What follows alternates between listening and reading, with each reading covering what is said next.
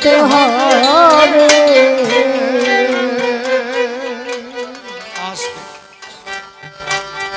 আগে স্মরণ করি পরমেশ, যার গুণ বর্ণিয়া শেষ। বেদে করতে নারে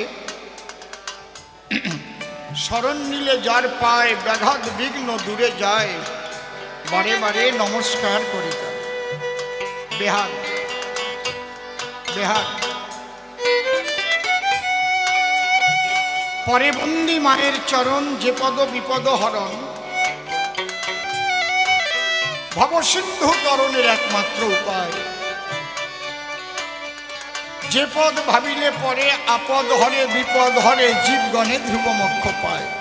আমার কথা ভালো বুঝতে পারছেন আপনারা? আমার কথা যারা শেষ পর্যন্ত আছেন ভালো বুঝতে পারছেন? কোনো জড়ানো হচ্ছে না তো? বেশি হাই ফাই হয়ে ছড়ানো হচ্ছে না তো? ঠিক আছে? আস্তে মনরে একবার হরি বল, নাম দুর্বলের বল, নাম বিনে কি আছে বলে ভব সংসারে। যে জন করে হরি চিনতে, হরি করে তার চিনতে, অন্তে জীবকে নিয়ে যায় সে ভব সিন্ধু পারে।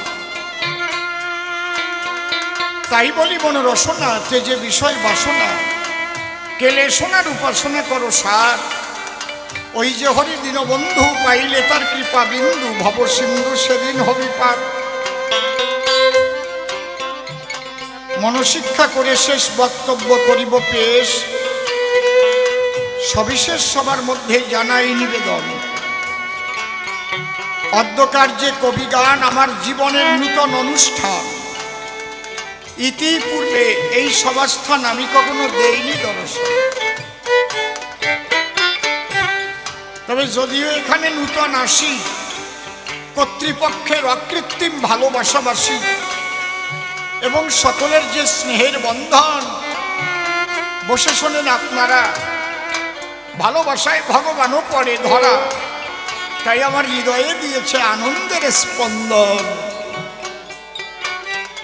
আমি দিয়ে দেখলাম দৃষ্টি, আসার সঙ্গে সঙ্গে সবাইকে দেশে প্যাকেটে প্যাকেটে মিষ্টি, কিন্তু ওই মিষ্টি খাওয়ার সৌভাগ্য আমার নাই। দাঁড়িয়ে বলি সভা পরে, আমার রক্তের মধ্যে গেছে একটু চিনি বেরিয়ে, এই জন্যে মিষ্টি খাওয়া দিয়েছি ছেড়ে। দিলে আমি এদের খাওয়াই, তাও আবার পরিমাণা, হিসেব ছাড়া খাবা না, তাহলে রেহাই পাবা না। তাই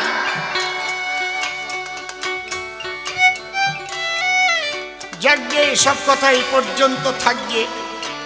আজকে রানা কুম্ভর মীরাবাই নিয়ে হচ্ছে আলোচনা। মেবারের রাজা রানা কুম্ভ, অন্তরে তার অনন্ত দম্ভ।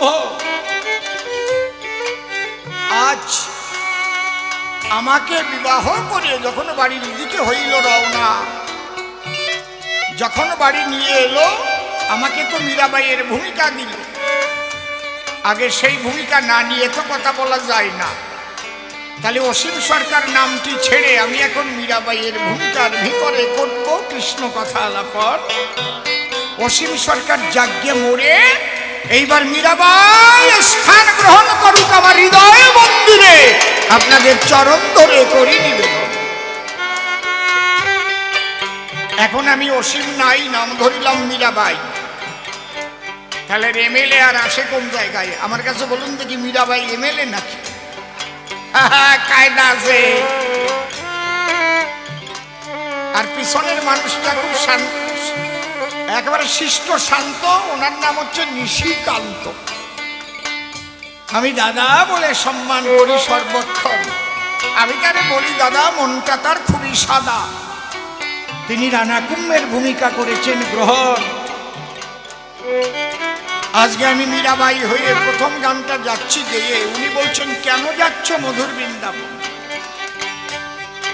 রানা কুম্ভ, এই ইকোটা একটু কমাও, বেশি ছড়িয়ে যাচ্ছে। রানা কুম্ভ দাঁড়ায় সভাতলি একটা কথা বলি।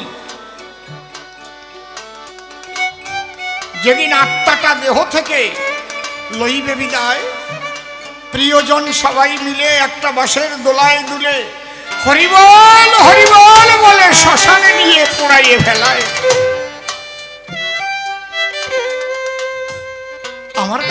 দিলে বলো? সেদিন কি জাগতিক কোনো কিছু সঙ্গে দিয়েছিল? এই জন্য প্রথম গান আমি তোমাকে করাচ্ছি শ্রবণ। এই পৃথিবী যেমন আছে কেমন ঠিক নবে, সুন্দরে পৃথিবী ছেড়ে চলে যেতে হবে। এই পৃথিবী যেমন আছে তেমন ঠিক নবে, সুন্দরে পৃথিবী ছেড়ে চলে যেতে হবে।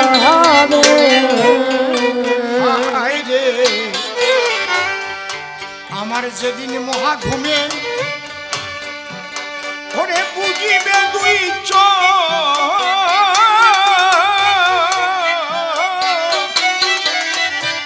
ওরে পাড়াপড়শি প্রতিবেশী পাবে কিছু শেষে আমি যে এই পৃথিবীর লোক, শেষে আমি যে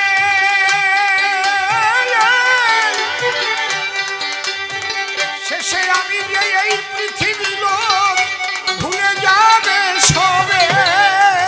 সুন্দরে পৃথিবী ছেড়ে চলে যেতে হবে। পৃথিবী যেমন আছে তেমন ঠিক নয়, সুন্দরে পৃথিবী ছেড়ে চলে যেতে হবে।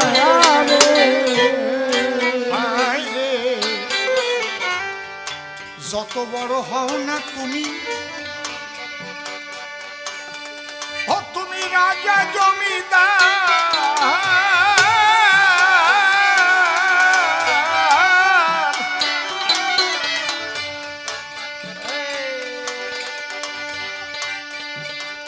জুড়ি গাড়ি পাকা বাড়ি ভরি ট্রানজিস্টার।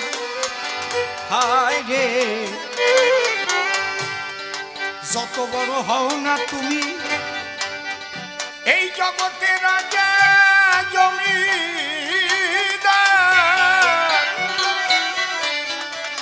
যত মোটা সোনার সিন গলায় দাও আর 8টা আঙুলে মোটা মোটা আংটি নেও, ও 7টা শ্মশানে কিছু দেবে না। হরি হরি বল বলে বিদায় দেবে সকলে। এখন গলার সোনার চেনের ওজন দিলে 500 গ্রামের কম না। হাতের আংটি, হাতের বাজু, কত রকমের সাজু গুজু, কিন্তু ভেবে দেখো তাই বিদায়ের কালে বিদায় দেবে হরি বলে এক কণা কোনো কিছু নিয়ে যাবার ক্ষমতা কারো নাই। আছে কি কথা কন? আছে কি? যত বড় হও না তুমি ওরে রাজা জমিদার,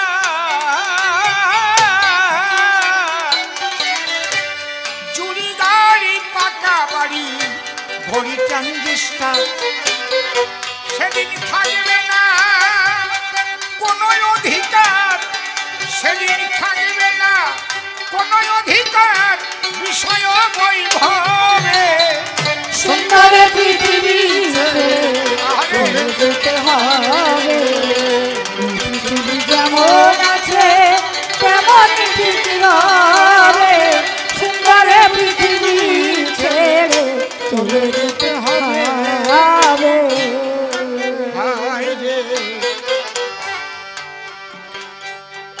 এই কি হলো? চোখে মারো কেন? সরাও।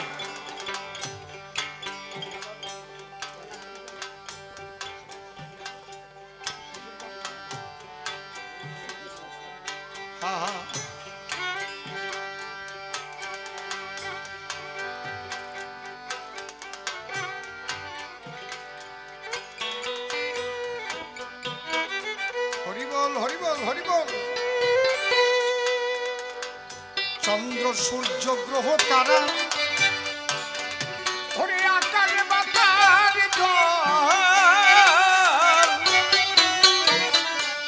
যেমন আছে তেমনই ঠিক রইবে অবিকল। আমি যখন ছিলাম ঘরে, এক ভক্ত গিয়ে এই কাগজে লিখন করে আদেশ করলেন মমস্থান সরকার মহাশয়, একটা নিবেদন জানাই আপনার পায়, আপনি আজকে গাইবেন এই গান এবং আর একটা লিখে দিয়েছে, সেটা হচ্ছে নকশি কাঁথার গান। ওই তো আপনি তো না, ওই টুপিওয়ালা তো, হ্যাঁ হাত তোলেন, ওই টুপিওয়ালা, ওই যে ওই যে ওই যে। হ্যাঁ, চন্দ্র সূর্য গ্রহ তারা করে আকারে বাতার জল, যেমন আছে তেমনই ঠিক রইবে অবিকল। সেদিন আমি তো কেবল, আমি তো থাকবো না কেবল জনপূর্ণ ভাবে।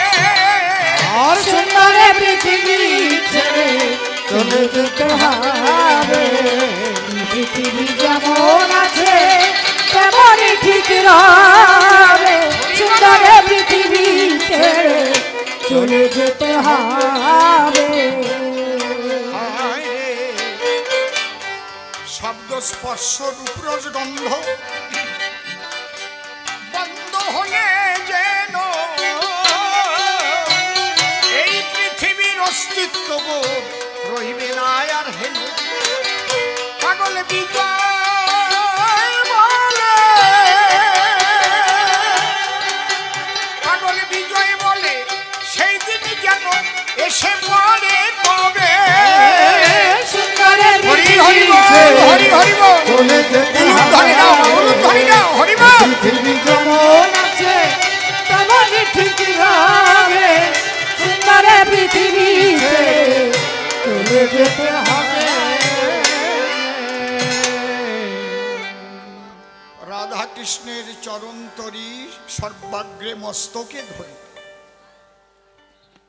মীরাবাই নাম ধরি শোনালাম একখানা গান। বিপক্ষের কবি যিনি রানা কুম্ভ হয়ে তিনি তিনখানা প্রশ্ন আমায় করে গেছে গান। আপনারা ভক্তবৃন্দ আছেন যারা আমার ওর প্রশ্নের জবাব নেবেন, তারা আমার দ্বারা যেন সুমীমাংসা হয়, যে কথা শুনলে পরে মানুষের প্রেম ভক্তি বাড়ে।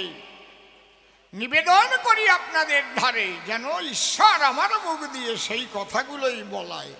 এর উপরে দিবি?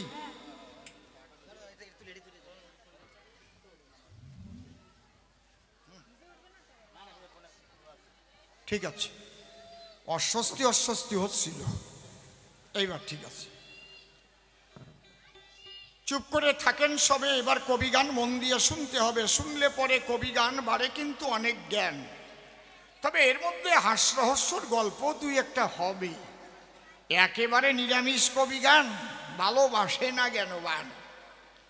এই জন্যে ভক্তপ্রাণ শ্রোতা যারা, তারা তো ভক্তির কথা শুনতে ভালোবাসে সর্বদাই, তারা তো ভক্তির কথা শুনতে আসে। আবার যুবক যুবতীরে ঠই রস ভালোবাসে, ঠিক নাকি? রস এক প্রকারের নয়, আমি বলি সবাপাস আগে বলে নেই। রস দুই প্রকার, একটা কাঁচা রস, একটা পাকা রস। গল্প আগে একটা কইয়ে নেই, না কি কন আপনারা? কি কন? কব না, থাক, কেউ শুনবে না যখন কব।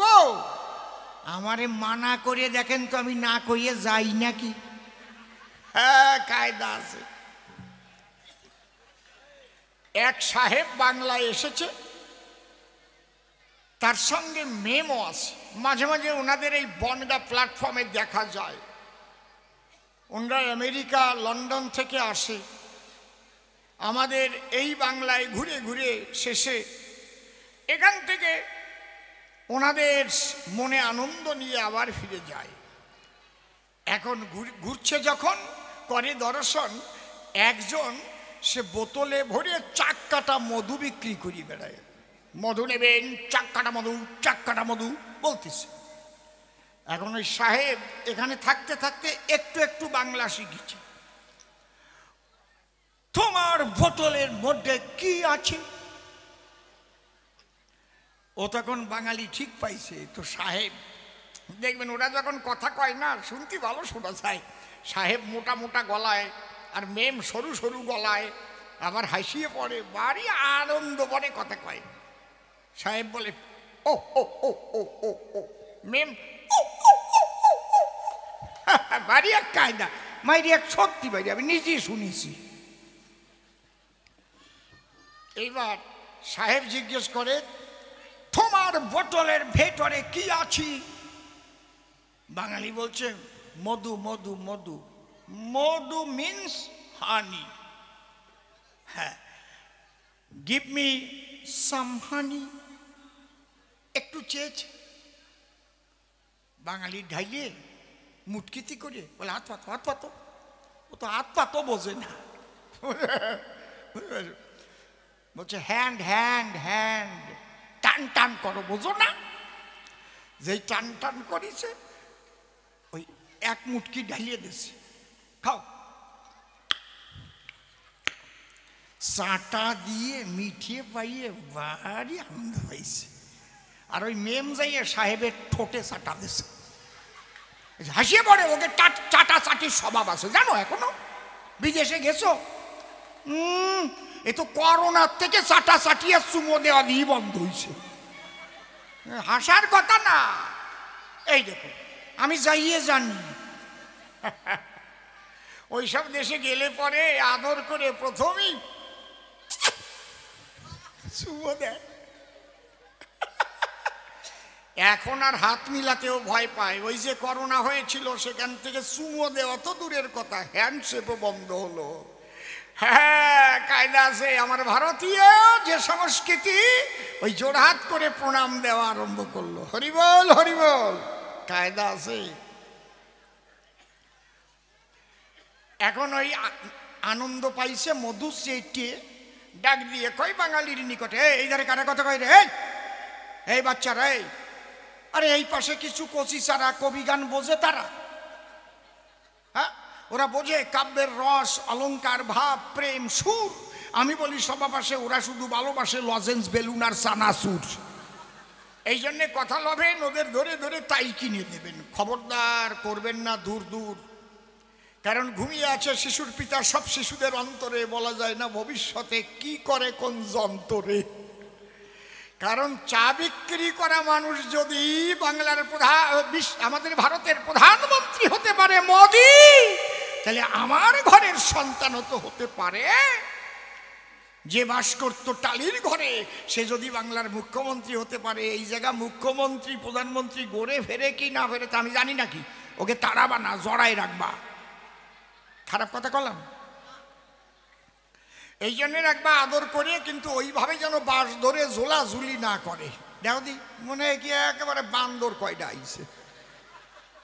এই বল, আবার এই জায়গা দিয়ে নাচতেছে। তোর ওই নুনটু পাখি কেউ নেবে না, বয়। সত্যি এই শিশু সুলভ মান দেখলে ভালো লাগে সর্বক্ষণ। কিন্তু আমি যে কবি গান গাইবার কারণ দাঁড়িয়েছি সবাই, ওদের দেখলে পরে মনে হয় তুলে নেই আমার বুকের পরে। কিন্তু গান গাইতে গেলে পরে একটু শান্ত পরিবেশ প্রয়োজন হয়, বুঝতে পারছেন? সেই জন্যই বললাম। ওই বেলুনটা ধরিয়ে ওরে কোলে নেন বলি। এখন এই সাহেব জিজ্ঞেস করে, এ বাঙালি ভাই, কি where is the power house of হানি? মানে এই মধুর কেন্দ্র কোথায়, মূল কেন্দ্র, পাওয়ার হাউস।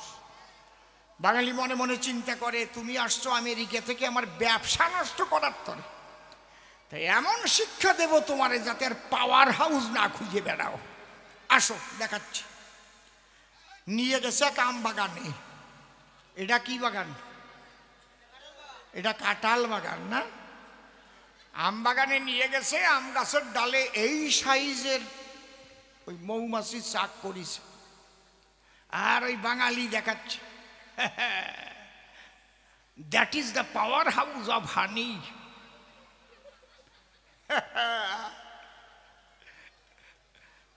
ওর মধ্যেই মধু আছে। আমি সাহেব বলছে, কেমন করিয়া মধু আনিতে হয়? বাঙালি কয়, দাঁড়াও দেখাচ্ছি।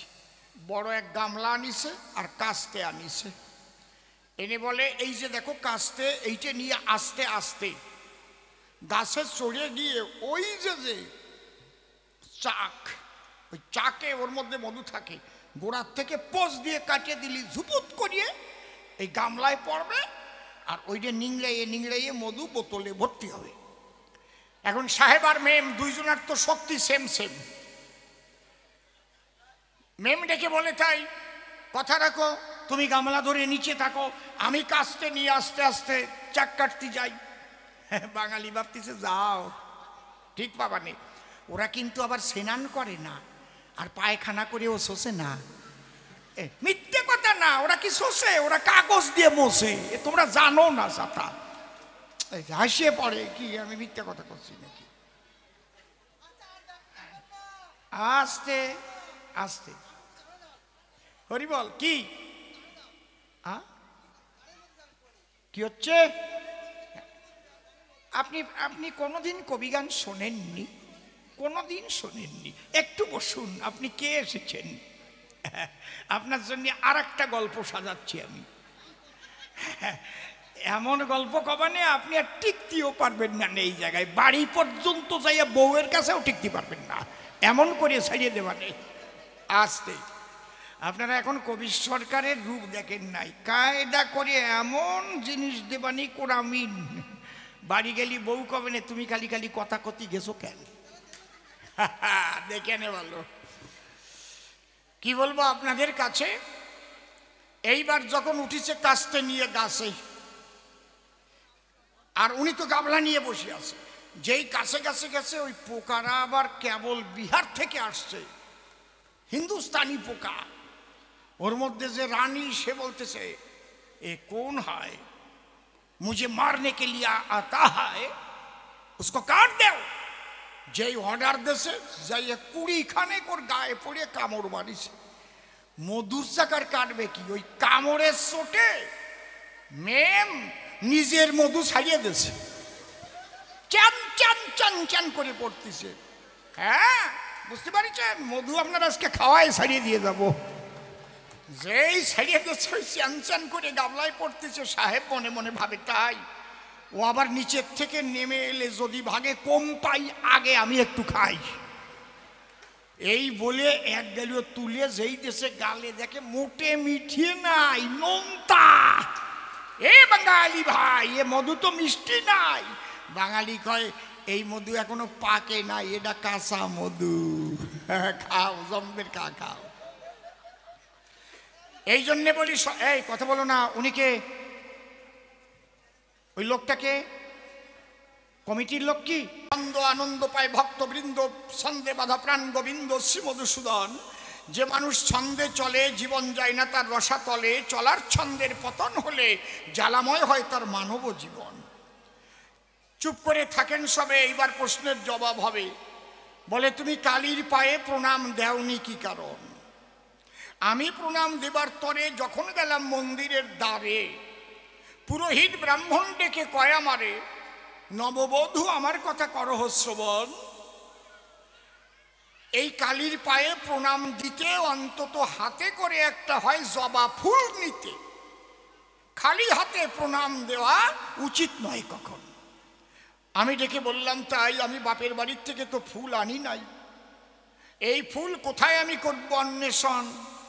ঠাকুর মশাই ডেকে কয়, অনেক ফুল আছে এই মন্দিরের বারান্দায়। তার একটা ফুল আমার হাতে দেয় যখন, আমি মনচিত্ত করে আকুল হাতে নিলাম জবা ফুল। জবা লাল রঙের হয়, এটা জানে বিশ্বময়। অনেক সময় সাদা জবাও হয়, গোলাপি জবাও হয়, কিন্তু কোনোদিন রক্ত মাখা থাকে না গোলাপ ওই জবার গায়ে। হঠাৎ আমি দেখতে পারি, বসে শোনেন নরনারী, ওই জবার গায়ে রক্ত মাখা রয়। বলি, আমি আপনাদের কাছে কিছু রক্ত আমার হাতে মেখেও গেছে। তখন আমি প্রশ্ন করলাম, ঠাকুর মহাশয় আপনি আমার কথা লবেন, একটা কথার জবাব দেবেন। জবার গায়ে রক্ত মাখা কেন রয় এইটা জানিবার তরে যখন প্রশ্ন আমি করলাম তারে, ঠাকুর মশাই ডেকে বলে আমারে, তুমি তো এই বাড়ির কেবল নূতন বউ, তুমি জানো না আমরা হচ্ছে কালী ভক্ত। তোমার কাছে খুলে বলি, একটু আগে দিয়েছি পাঠা বলি, আর জবার গায়ে মাখানো আছে সেই পাঠার রক্ত। যখন বলে পাঠার রক্ত, আমি হলাম বিরক্ত, এরা আবার কেমন ভক্ত, এরা তো মারাত্মক শক্ত। এরা তো আসল ভক্ত নয়। আসল ভক্ত যারা যারা পাঠা বলি দিয়ে পূজা করে না, তারা একমাত্র চোখের জল দিয়ে মা কালী তারা পুজো সর্বদায় প্রেমানন্দে মা মা বলে ভাসিয়া দুই চোখের জলে মায়ের চরণ তলে ভক্তি কুসুম তারা তুলে দেয়। আমি মনে করলাম ভাবনায় এই রক্ত দিয়ে পূজা করা, পাঠা বলি দিয়ে পূজা করা মাকে আমি প্রণাম দেব না। কেন? কারণ আছে।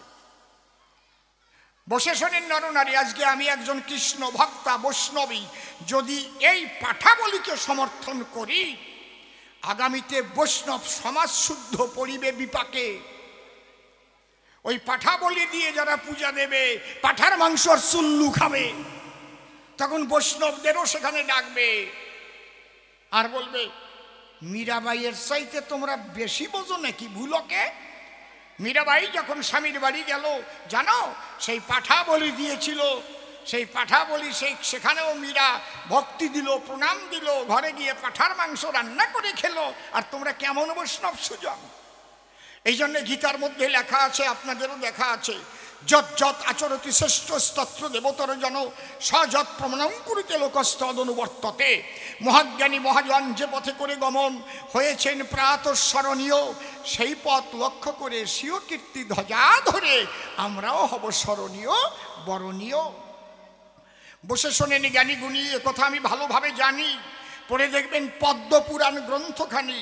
ওই লোক তো জীবনেও পড়ে নাই পদ্মপুরাণ। পদ্মপুরাণ শাপলা পুরাণ তাই পড়ে নাই। আমি বলি আপনাদের কাছে, ওতে কি লেখা আছে? একদিন শিব কালীকে জিজ্ঞেস করেছে, আচ্ছা কালী, তোমার দরদায় যে দেয় পাঠা বলি, এইরকম বহু আছে, আমার কাছে বলো দেখি, তুমি হলে রক্ত খেকি, তুমি কি পাঠা বলি গ্রহণ করো কি? কালী তারপর কি বলেছে, কি লেখা আছে উনি বলতে পারবে? ওনারে বাউল গান শুনতে পাঠাতে হবে। কও কালী কি বলেছিল, আসো গান গাবো না, এইটা কব এবার। তখন কালী বলেছিল, মমদারে মমযজ্ঞে যো নরা পশুঘাতকা তে নরা নরক জান্তি যাবৎ চন্দ্র দিবাকরম। আমার যজ্ঞ আমার দ্বারে আমার পূজা করবার তরে যদি কোনো নারী নরে পশু বলি দেয়, অন্তর দিয়ে দেখো ভেবে যতদিন চন্দ্র সূর্য জগতে রবে, কুম্ভীপাক নরকে তারা হইবে নিলয়। হ্যাঁ, এই জন্য শাস্ত্রে করেছে মানা, ওই বাজার থেকে পাঠা এনে বলি দিয়ে মায়ের পূজা করো না। যদি পাঠার মাংস খেতে ইচ্ছে হয়, বাজারে পাওয়া যায়, বাড়ি নিয়ে খাও। মাকে দিয়ে সনাতন হিন্দু ধর্মে এই কুসংস্কারকে বাড়াইয়ে না। কি বলবো আপনাদের কাছে, এইটা বেশিরভাগ তৎকালীন সমাজের বামুনরা তৈরি করেছে। এক বুড়ো বামুনের কাছে এইরকম এক ক্লাবের ছেলেরা গেছে, ঠাকুর মশাই আমাকে পুজোটা করিয়ে দেবেন। কয় আমার এখন দাঁত নাই। কয় দাঁত নাই তাতে পুজোর কি অসুবিধা? কয় ওই পাঠার মাংস খাতেই পারিনি, এই জন্য আমি পুজো ছাড়িয়ে দিছি। বুঝতে পারছেন ব্যাপারটা কি? কারণ এ কথা যথাযথ ওই যে পাঠা বলি হতো, ঠাকুর মশাই যে খাড়া দিয়ে কোপ দিত, তারে 2-4 আনা পয়সা দিয়ে অনেক সময় ওই মাথার 2 ঠ্যাং জড়াইয়ে কাটিয়ে ওই মাথার ভাগ ঠাকুর পেত। বুঝতে পারছেন ব্যাপারটা কোথায় কায়দা আছে? তাহলে পাঠা বলির প্রথা আমাদের শাস্ত্রে আছে, সে এ পাঠা নয়, বাজারের পাঠা নয়। এবার কব কোন পাঠা বলবো? তাহলে এই পাঠার কথা জানতে গেলে গুরু কৃপা না হলে, দেহতত্ত্ব না জানলে তো জানবে না কোনোজন। তাহলে আগে দেহতত্ত্ব বলার প্রয়োজন। এই যে আমরা মাসং করি, বাইরের জগতে কালী পূজা করি, এই মা দেহের মধ্যেই মূলাধারে আছে সর্বক্ষণ। বাইরে যে কালী মাতা, বসে শোনেন বিজ্ঞ শ্রোতা, সেই মায়ের আসন পাতা মূলাধারে, এটা জানে সাধু সুধীজন, তাকে বলে কুণ্ডলিনী। এই যে মানব দেহ কর নিরীক্ষণ, চতুর্বিংশ তত্ত্বে ইহা হয়েছে গঠন। পঞ্চভূতি ষড়রিপু একত্র করিয়া, তাহার মধ্যে দশেন্দ্রিয় লইবে ধরিয়া, মহাভূত অহংকার সহকারে মন, এই 24 তত্ত্বে মানব দেহেরই গঠন। সহস্রার পদ্ম হয় সহস্রেক দল, মধ্যে আত্মা রামেশ্বর গোলকমণ্ডল। নাসামূলে দিদল পদ্ম রূপখঞ্জ নাখি, কণ্ঠচুরি 16 দল পদ্ম দিল রাখি। হৃৎপদ্ম বিরাজিত দ্বাদশ যে দলে, কুলকুণ্ডলিনী 10 দল নাভি মূলে। আমি বানাই বানাই বলি না, সাধুগুরু মহাজন তারা করে সাধন ভজন, যে তত্ত্ব করেছে উদ্ঘাটন, শাস্ত্রের মধ্যে তাহা লেখা রয়, ওইগুলো পড়ে পড়ে আমরা সাপ্লাই দেই আসরে। আর উনি কয় গান গাও, গেছে না আসে না, আজকে শেষ পর্যন্ত ওনারে ধরব আমি। আছে তো। আর এক সাহেবের গল্প আগে কইনি। আর এক সাহেব জীবনেও ফল খাই নাই। বাংলায় এসে ফলের দোকানে যাইয়ে আপেল আছে, নাশপাতি আছে, আঙুর ফল আছে, ছোলা নারকেলও আছে, একবার শুকনো নারকেল। সাহেব যে আপেল দেখে বলছে হোয়াট ইজ দ্যাট? দোকানে বলছে this is apple, please give me an apple, please take you. যেই আপেল দেশে কামড় দিয়ে যা রস পাইছে, এখন সাহেব ভাবতেছে ছোটটার মধ্যে যত এত রস আছে, ওই যে শুকনো যে বড় নারকেল ভাবছে ওইটার মধ্যে আরো বেশি রস আছে। সাহেব বলছে হোয়াট ইজ দ্যাট? বলে this is coconut, coconut, please give me a coconut. যেই একটা ধরিয়ে দিয়েছে, আপেলের বরাদ্দে কামড় দিয়ে 2 দাঁত ভাঙে নিয়ে শীত হয়ে পড়িস। Very bad coconut, very bad. ওনার অবস্থা হচ্ছে তাই। উনি নারকেল কামড়াতে আইছে, এখন আপেল খাই নাই। দোকানদার ডেকে কয় শোনো ভাই, কই তোমায়? সাহেব ভাই, তোমার এখনো এই শুকনো নারকেল কিভাবে খেতে হয় তোমার জানা নাই। ওনার যেমন কবি গান সম্পর্কে জানা নাই, বুঝতে পারছেন? দাও দাও, আমার কাছে দাও, আমার হাতে আছে, দাও, আমি চুলে দেই, তুমি খাও। যেই নারকেল নিল, উপরের চোখলা ফেলে ভিতরের থেকে গোলাকার ওই মালাই দিয়ে বেরোলো। বেরোলেই সাহেব নাচিয়ে উঠেছে, very good, as like cricket ball. দোষ শালা, এটা ক্রিকেট বল, এর মধ্যে জল।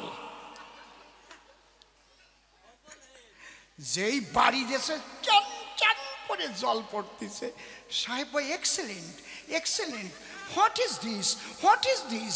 All body cover but inside water. কোন কল? সব জায়গা আটকানো, ভিতরে জল। কায়দা আছে। উনি আইছে শুকনো নারকেল কামড়াবার জন্য।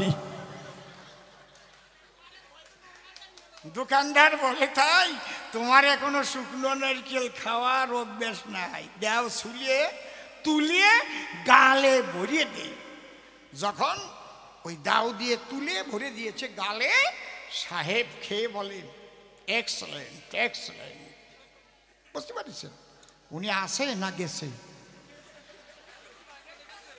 বাড়ি গেলি ওনার স্ত্রী কবে না তুমি জীবনে কোনোদিন যাবা না, এত হাজার হাজার মানুষের মধ্যে এত বেশি কথা শোনা স্বামী আমার ভাল লাগে না। মায়েরই কবে আজকে ঘরে এই ঢুকতে দেবে না। হ্যাঁ, এইসব খবর চলে যাবে তো। আজকে তোমার স্বামী যা আজকে কষণ খাইছে, কত বড় সাহস আমার সামনে কথা কয়। হ্যাঁ, ঠিক পাই নাই যে আমি কোন ধরনের মানুষ। আমি জম্বের ভালো মানুষ, কিন্তু বেয়ারা করলে আমি ছাড়ি না। এই 64 পার হয়ে গেল 45 বছর এই গান গাই, কত রকমের মানুষ পাই। একবার গেছি আমি, এই ভাই শোনো তুমি, আচ্ছা বাবা ঠিক আছে। একবার টালিগঞ্জে গান গাতে গেছি, এক মাতাল সামনে আসিয়ে ভালো করে গাও। আমি গান গাই ঘন ভালো করে গাও। এই তো জ্বালায় পড়ে গেলাম। বলছে কেমন ভালো করে গাও? বলে আমার একটা প্রশ্নের জবাব দিতে হবে। কি? বলে আজকাল কালী পূজা দুর্গা পূজার সময় বাথরুমের সাবান কেন বেশি খরচ হয়ে যায়? পালা হচ্ছে গান্ধারী আর শ্রীকৃষ্ণ। কি বিপদে পড়েছি, কমিটির সেক্রেটারি এসে আমার কানের দ্বারে দাঁড়াই কয় ওনারে আর বেশি কথা কয়েন না, উনি এই এলাকার দাদা। এখন করব কি? কালী পূজা আর দুর্গা পূজার সময় কেন বাথরুমের সাবান বেশি ক্ষয় হয়?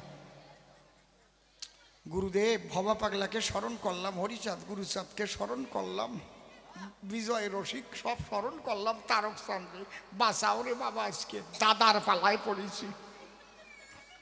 হঠাৎ ভিতরের থেকে বুদ্ধি জোগাই দিয়েছে। আমি বললাম ভালো প্রশ্ন করেছেন, আপনার মতো জ্ঞানী মানুষ ভাই এই টালিগঞ্জে একটাও নাই। এই যেই কইছি একদম ঠিক বলেছেন, একদম ঠিক বলেছেন। দেখলাম যাক বসিতি বাদিছে কেবল, আমার উপর খুশি হয়েছে। আমি বললাম এই দুর্গা পূজার কালী পূজার সময় আগে সব বড় বড় শিল্পীরা ভজন গাইতো, মায়ের ভজন। সে গানগুলো আলাদা, একদম শান্ত। কিরকম গান গাইতো? আমি চাই না মাগো রাজা হতে, রাজা হবার সাধে নাই মাগো, পাই জানো দুবেলা খেতে। এই গানগুলো মানুষ শুনে শুনে গ্রামোফোন রেকর্ডে শুনে শুনে গাইতে ইচ্ছা করতো। অনেক রিক্সাওয়ালারা গেয়ে গেয়ে যেত, আর যারা একটু লজ্জা বেশি তো ওই স্নান করতে যাইয়ে গাতো আর সাবান নিত। আস্তে আস্তে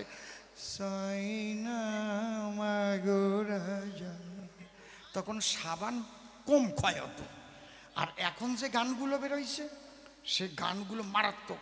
রাম্বা হো হো হো, রাম্বা হো হো হো, রাম্বা হো হো হো, 4-5 ঘষায় সাবান সারা।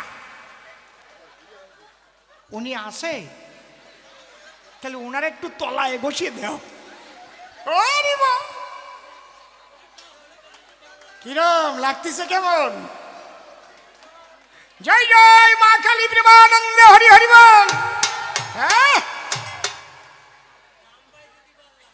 বুঝতে পারছেন? আর বাবা তো সাবান বেশি ঘষলি ক্ষয় হবে না। আর ওই গান যদি যাইয়ে গায় রাম্বা হো হো হো, 4-5 ঘষায়